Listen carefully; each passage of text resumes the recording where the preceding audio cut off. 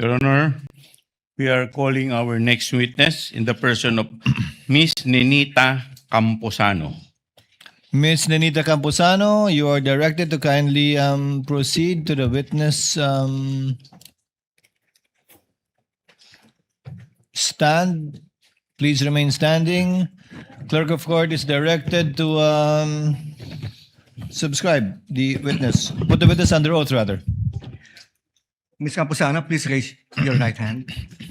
You, Ninita Camposano, do swear that the evidence you shall give in the case now pending between the Philippines and Vice President Sara Zimmerman Duterte shall be the truth, the whole truth, and nothing but the truth. So help you God. Kindly speak to the mic, ma'am, so that the stenographer can get your answer. Yes, Your Honor. You may be seated, ma'am.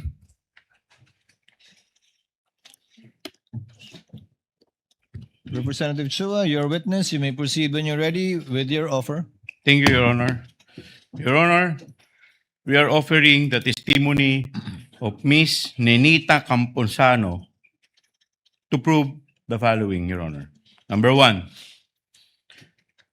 na si Miss Nenita Camposano ay isang retiradong empleyado ng Land Bank Department Branch from May 2022 to September 2022. Ay 24, Your Honor. Pangalawa, na si Ms. Nenita Camposano ay dating Department Manager ng Land Bank of the Philippines DepEd Branch. Ikatlo,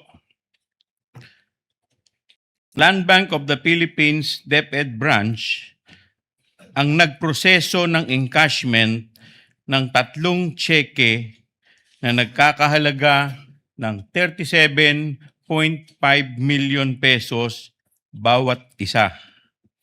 Ang lahat ay pinasok sa account ng Department of Education